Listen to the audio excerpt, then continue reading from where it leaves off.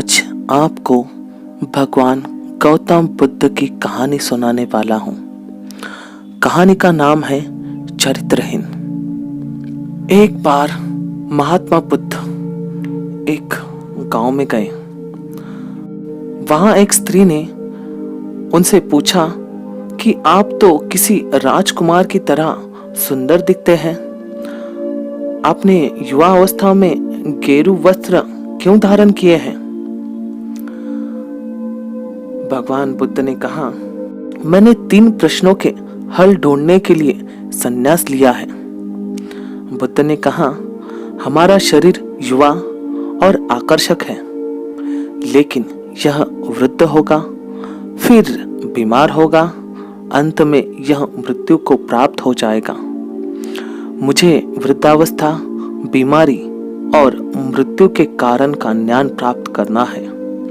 बुद्ध की यह बात सुनकर वह स्त्री बहुत प्रभावी हो गई और उसने उन्हें भोजन के लिए आमंत्रण किया। जैसे ही ये बात गांव के लोगों को मालूम हुई तो सभी ने गौतम बुद्ध से कहा कि वे उस स्त्री के यहाँ न जाएं, क्योंकि वह चरित्रहीन है, वह वेश्या है।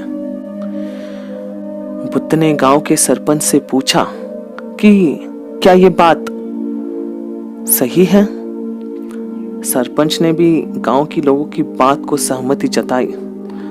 तब गौतम बुद्ध ने सरपंच का एक हाथ पकड़कर कहा, अब ताली बजाकर दिखाओ। इस पर सरपंच ने कहा कि यह असंभव है, एक हाथ से ताली नहीं बजाई जा सकती। बुद्ध ने कहा कि ठीक इसी प्रकार कोई स्त्री अकेले ही चरित्रहीन नहीं हो सकती है।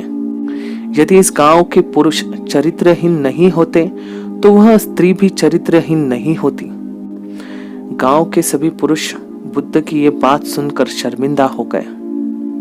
तो कहने का मतलब यह है कि किसी को चरित्रहीन कहने से पहले अपने खुद के अंदर झांक कर देख ले।